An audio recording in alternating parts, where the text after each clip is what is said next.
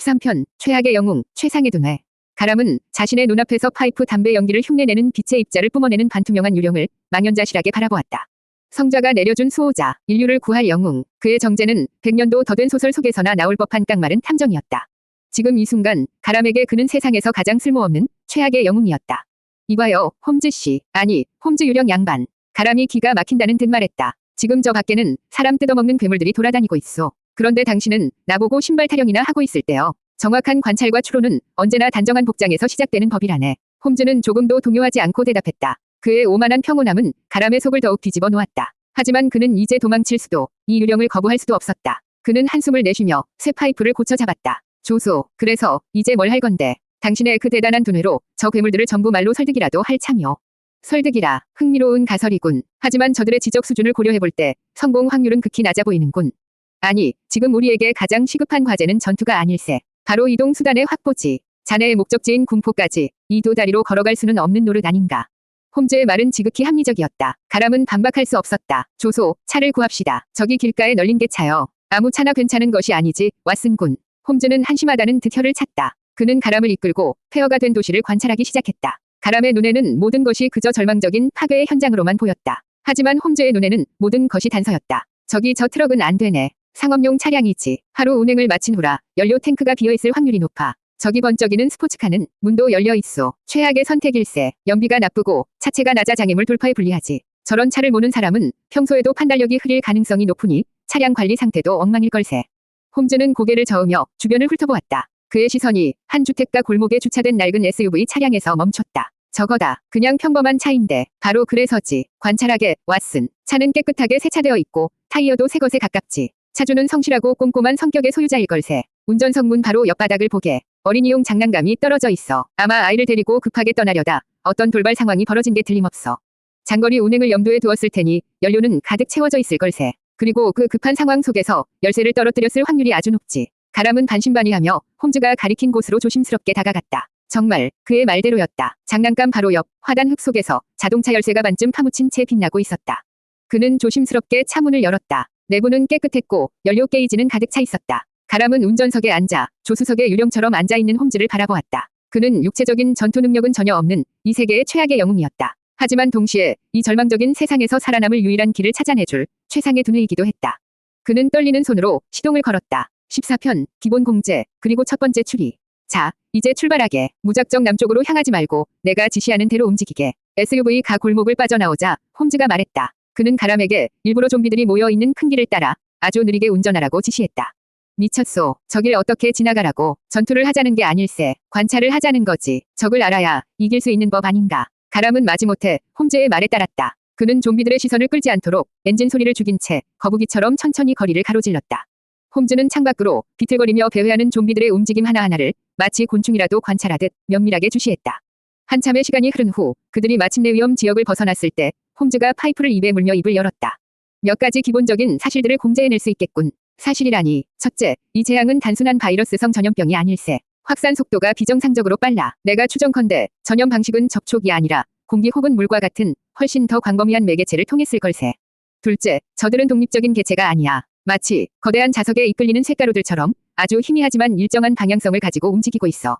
대부분이 우리가 가야 할 남동쪽을 향해 있더군. 이것은 저들을 조종하는 일종의 중심축이 있다는 강력한 증거지. 홈즈의 논리 정연한 설명에 가람은 입을 다물지 못했다. 그는 그저 좀비들을 피해 도망칠 생각만 했지 그들의 행동 패턴을 분석할 생각은 단 한 번도 해본 적이 없었다. 홈즈는 차 안에 있던 낡은 지도를 펼쳤다. 그리고는 자신의 첫 번째 추리를 결론 내렸다. 이것은 전염병이 아닐세, 왓슨군. 이것은 지성을 가진 단 하나의 존재가 지휘하는 일종의 침략 행위일세. 이 전쟁에서 이기려면 모든 졸병을 죽일 필요가 없어. 단 하나, 그 여왕 의목을 치면 되는 거지. 그는 지도의 한 지점을 손가락으로 가리켰다. 바로 가람의 목적지, 군포였다. 그리고 아주 흥미롭게도 자네의 목적지인 군포는 저 쇳가루들이 이끌리고 있는 남동쪽 방향과 정확히 일치하는군. 내 첫 번째 추론이 맞다면 자네가 돌아가야 할 집이 바로 이 모든 재앙의 심장이라는 뜻이 되지. 가람의 온몸에 소름이 돋았다. 그의 사소한 거짓말로 시작된 이 여정은 이제 그의 가족을 구하는 것을 넘어 세상의 운명을 건 거대한 사건의 중심을 향해 달려가고 있었다. 그는 자신을 기다리고 있을 운명의 무게를 느끼며 군포를 향해 가속 페달을 밟았다. 15편 여기는 지옥, 나는 왓슨. 가람은 홈즈의 첫 번째 추리를 듣고 한동안 멍하니 운전대를 잡고 있었다. 재앙의 심장이 바로 자신의 집이 있는 군포라니. 평화롭기만 했던 그 작은 도시가 지금쯤 지옥의 아가리가 되어 있을지도 모른다는 상상에 그는 온몸의 피가 차갑게 식는 것 같았다. 정신 차리게, 왓슨 군. 홈즈의 날카로운 목소리가 그의 상념을 깨뜨렸다. 그는 이제 가람을 부를 때 왓슨 군이라는 호칭을 아주 자연스럽게 사용하고 있었다. 가람은 기가 막혔지만 지금 이 상황에서 호칭 따위를 따질 여유는 없었다. 나는 왓슨이 아니여. 행동으로 증명해 보이게. 왓슨처럼 나의 추리를 돕는 유능한 조수가 될 수 있다는 것을. 지금처럼 감상에 젖어 운전대를 놓칠 것 같으면 자네는 왓슨만도 못한 존재가 될 걸세.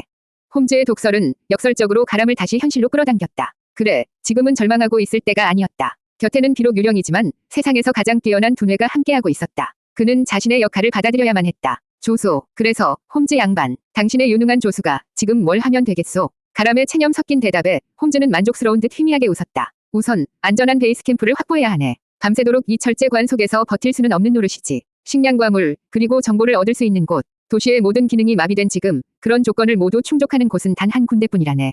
어디요? 대형 서점. 서점이라고. 지금 장난하는 거요. 생각해보게. 서점은 보통 견고한 상업용 건물에 입주해 있지. 비상발전시설을 갖추고 있을 확률도 높고 무엇보다 그곳에는 우리가 앞으로 나아갈 길을 밝혀줄 이 나라 전체의 지도와 각종 전문 서적들이 있다네. 총이나 칼보다 더 중요한 무기들이지. 홈즈의 설명은 완벽했다. 가람은 더 이상 토를 달지 않고 가장 가까운 대형 서점을 향해 차를 몰았다. 서점 주변은 예상대로 아수라장이었다. 하지만 홈즈의 지시는 정확했다. 그는 좀비들의 시선을 피해 건물의 가장 취약한 지점인 후방 환풍구를 통해 내부로 진입하는 경로를 순식간에 설계했다. 두 사람은 몇 번의 아슬아슬한 위기를 넘긴 끝에 마침내 어둠과 정적으로 가득 찬 서점 안으로 잠입하는 데 성공했다. 가람은 숨을 헐떡이며 책더미 뒤에 주저앉았다. 그는 자신이 지난 몇 시간 동안 소설 속 주인공이 되어 이 미친 유령 탐정의 조수 노릇을 하고 있다는 사실을 깨달았다. 여기는 지옥이었다. 그리고 자신은 이 지옥의 한복판에서 왓슨이 되어 있었다. 그는 허탈한 웃음을 터뜨렸다. 16편, 좀비의 습성, 홈즈의 관찰. 서점 안은 겉보기와 달리 비교적 안전했다. 홈즈의 추리대로 비상발전기가 작동하여 최소한의 조명이 켜져 있었고 두꺼운 강과 유리창이 좀비들의 접근을 막아주고 있었다. 가람은 지하에 있는 마트 코너에서 약간의 식량과 물을 확보할 수 있었다.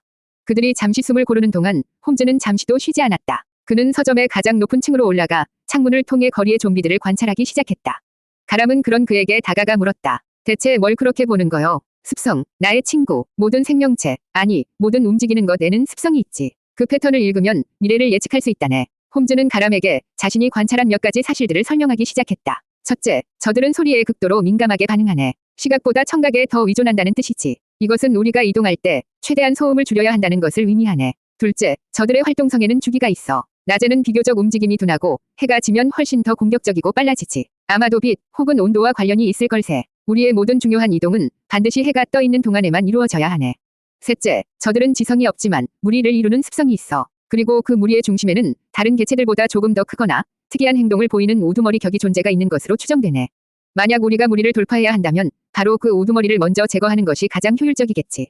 홈즈의 분석은 마치 잘 쓰인 연구 논문처럼 냉철하고 논리적이었다. 가람은 공포의 대상이었던 좀비들을 이제는 하나의 연구 대상으로 바라볼 수 있게 되었다. 두려움이 거친 자리에 생존을 위한 냉정한 이성이 자리 잡기 시작했다. 마지막으로 가장 중요한 것. 홈즈는 창밖에서 유독 이상한 행동을 보이는 좀비 하나를 손가락으로 가리켰다. 다른 좀비들이 무의미하게 배회하는 것과 달리 그 좀비는 계속해서 벽에 머리를 찢는 자해에 가까운 행동을 반복하고 있었다. 저 개체를 보게 감염 전이 습관 혹은 기억의 일부가 아주 희미하게 남아있는 것으로 보여. 이것은 두 가지 가설을 가능하게 하지. 하나, 저들의 뇌 기능이 완전히 파괴된 것이 아니라 어떤 신호에 의해 억제되고 있을 뿐이라는 것. 그리고 둘, 만약 그 억제를 풀 수만 있다면. 홈즈는 말을 멈췄다. 그의 눈이 처음으로 흥분으로 빛나고 있었다. 어쩌면 이 끔찍한 병에도 치료제가 존재할 수 있다는 뜻이 되지. 그의 마지막 추리는 이 절망적인 세상에 아주 작은 희망의 불씨를 던지고 있었다. 17편, 첫 번째 생존자, 전직 군인. 서점에서의 하룻밤은 가람에게 잃어버렸던 평온을 아주 잠시나마 되찾아주었다. 그는 홈즈의 냉철한 분석을 들으며 이 지옥 같은 세상에도 논리와 질서가 존재할 수 있음을 깨달았다. 하지만 그는 알고 있었다. 자신과 유령 탐정, 단둘만으로는 결코 군포까지 갈 수 없다는 것을. 사람이 필요하오. 가람이 먼저 입을 열었다. 당신은 두뇌고 나는 손발이지. 하지만 우리에게는 저것들과 직접 맞서 싸울 주먹이 필요하오. 정확한 판단일세, 왓슨 군. 홈즈는 지도책에 서울 시내 페이지를 펼쳐놓고 있었다. 나 역시 그 점을 고려하고 있었네. 이 재앙의 첫날, 대부분의 사람들은 공황 상태에 빠져 흩어졌을 걸세. 하지만 소수의 훈련된 자들은 본능적으로 생존에 가장 유리한 장소를 찾아 거점을 확보했을 가능성이 높지. 그는 펜으로 지도의 한 지점을 동그라미 쳤다. 서점에서 가장 가까운 곳에 위치한 경찰서 지구대였다. 저곳이네. 무기고가 있고 두꺼운 철문과 방탄유리로 보호되는 곳. 만약 살아남은 경찰이나 그와 유사한 훈련을 받은 자가 있다면 분명 저곳을 첫 번째 피난처로 삼았을 걸세. 두 사람은 동이 트기를 기다려 조심스럽게 서점을 빠져나왔다. 홈즈의 예측대로 지구대로 향하는 길은 끔찍했지만 그의 지시는 정확했다. 두 사람은 좀비들의 시선을 피해 좁은 골목길과 건물의 옥상을 넘나들며 마침내 회색빛 지구대 건물 앞에 도착했다. 지구대의 셔터는 굳게 닫혀 있었고 주변에는 부서진 경찰차와 몇 구의 좀비들이 쓰러져 있었다. 생명의 흔적은 보이지 않았다. 가람이 실망하려던 바로 그 순간 홈즈가 속삭였다. 기다리게. 저기 2층 창문을 보게나. 창문 안쪽에서 아주 희미하게 무언가 반짝이는 것이 보였다. 망원경의 렌즈였다. 누군가 안에서 그들을 지켜보고 있었다. 가람은 홈즈의 지시에 따라 두 손을 들어 자신이 비무장 상태임을 알렸다. 한참의 시간이 흐른 후 굳게 닫혔던 철문이 아주 조금 삐걱거리며 열렸다. 문틈으로 검게 그을린 얼굴에 날카로운 눈빛을 한 남자가 소총을 겨누며 모습을 드러냈다. 그의 자세는 흐트러짐이 없었고 그의 눈에는 세상에 대한 깊은 불신이 가득했다. 누구냐? 우리는 그냥 길을 지나가던 생존자입니다. 도움이 필요합니다. 가람이 떨리는 목소리로 대답했다. 남자는 그들의 행색을 위아래로 훑어보더니 차갑게 말했다. 여긴 보육원이 아니야. 각자 알아서 살아남아. 당장 꺼져. 문이 다시 닫히려는 순간 가람의 등 뒤에서 홈즈의 목소리가 유령처럼 울려 퍼졌다. 물론 그 목소리는 남자에게는 들리지 않았다. 말하게, 왓슨. 저 남자에게. 가람은 홈즈가 속삭이는 말을 그대로 따라 읊기 시작했다. 왼쪽 어깨에 총상. 아직 아물지 않았군요. 혼자서 급하게 봉합한 모양입니다. 그리고 오른쪽 손목에 굳은 살. 일반 소총수에게서는 보이지 않는 흔적입니다. 당신 특수부대 출신이군요. 아마도 해외 파병 경험이 있는. 그래서 이 재앙 속에서도 민간인을 구출해야 한다는 강박적인 책임감을 느끼고 있는 거겠지요. 하지만 동시에 과거의 어떤 임무에서 동료를 구하지 못했던 트라우마 때문에 새로운 동료를 만드는 것을 극도로 두려워하고 있는 것 아닙니까? 남자의 눈이 경악으로 흔들렸다. 그의 손에 들린 총구가 미세하게 떨리고 있었다. 홈즈의 추리는 그의 갑옷 아래 숨겨진 가장 깊은 상처를 정확하게 꿰뚫어 본 것이다. 가람은 마지막 말을 이었다. 우리는 당신의 짐이 되려는 게 아닙니다. 당신의 눈이 되어주려는 겁니다. 당신 혼자서는 이 전쟁에서 이길 수 없습니다. 남자는 한참 동안 말이 없었다. 그는 마침내 총구를 내렸다. 그리고 굳게 닫혔던 철문을 아주 조금 더 활짝 열었다. 첫 번째 동료를 얻는 순간이었다. 18편, 물량 앞에 장사 없다. 새로운 동료의 이름은 강태식이었다. 그는 홈즈의 추리대로 해외 분쟁 지역에서 수년간 복무했던 특수부대 출신의 예비역 중사였다. 그는 이 재앙이 터지자마자 본능적으로 가장 안전한 이곳으로 피신하여 홀로 외로운 싸움을 벌이고 있었다. 강태식의 합류는 가람의 팀에 강력한 주먹을 더해주었다. 그는 소수의 좀비를 상대하는 법, 소음 없이 적을 처리하는 법, 그리고 최소한의 자원으로 생존하는 모든 기술을 알고 있었다. 가람은 그의 곁에서 처음으로 이 지옥 같은 세상에서 안전이라는 것을 느낄 수 있었다. 세 사람은 군포로 향하는 새로운 계획을 세웠다. 홈즈가 두뇌가 되어 최적의 경로를 설계하고 강태식이 선봉이 되어 길을 열며 가람이 후방 지원 및 운전을 맡는 완벽한 팀이었다. 그들의 첫 번째 작전은 순조로워 보였다. 강태식은 소음기를 단 권총과 군용 나이프로 앞을 가로막는 좀비들을 소리 없이 처리해 나갔다. 홈즈의 지시에 따라 그들은 좀비들이 비교적 적은 좁은 골목길과 건물 내부를 통해 서서히 남쪽으로 전진했다. 가람은 처음으로 이 싸움에서 이길 수도 있겠다는 희망을 품었다. 하지만 그 희망은 그들이 여의도로 향하는 어느 큰 대로변에 들어서는 순간 산산조각이 났다. 그들의 눈앞에 거대한 강물처럼 끝없이 펼쳐진 좀비들의 무리가 나타난 것이다. 수백, 아니 수천 마리는 좋게 되어 보이는 좀비들이 대로를 가득 메운 채 홈즈가 말했던 그 남동쪽을 향해 거대한 파도처럼 천천히 그리고 끈질기게 움직이고 있었다. 강태식의 얼굴이 굳어졌다. 그는 평생을 전쟁터에서 살아왔지만 이토록 압도적인 절망과 마주한 것은 처음이었다. 그는 허리춤의 수류탄을 만지작거렸다. 하지만 소용없다는 것을 알았다. 저 무리를 상대로 화력은 아무런 의미도 없었다. 젠장. 그의 입에서 낮은 탄식이 터져 나왔다. 물량 앞에 장사 없다더니 그는 자신의 주먹만으로는 이 거대한 재앙을 막을 수 없다는 것을 깨달았다. 직접적인 전투는 자살 행위였다. 가람 역시 눈앞의 광경에 압도당해 그 자리에 얼어붙었다. 홈즈만이 유일하게 냉정을 잃지 않고 이 절망적인 풍경을 관찰하고 있었다. 보게나, 왓슨군. 홈즈의 목소리는 차분했다. 이것이 바로 우리가 마주해야 할 이 사건의 본질일세. 우리는 더 이상 게릴라가 아니야. 우리는 이제 거대한 군대와 맞서 싸워야만 하네. 그러기 위해서는 우리에게도 그에 걸맞은 무기가 필요하지. 그의 눈이 저 멀리 보이는 국회의사당의 둥근 지붕을 향했다. 저곳이라면 우리가 찾는 것이 있을지도 모르겠군. 정치인들이란 언제나 가장 좋은 것들을 자신들의 곁에 두는 법이니까. 그의 마지막 추리는 이 절망적인 상황 속에서 그들이 나아가야 할 새로운 목표를 제시하고 있었다.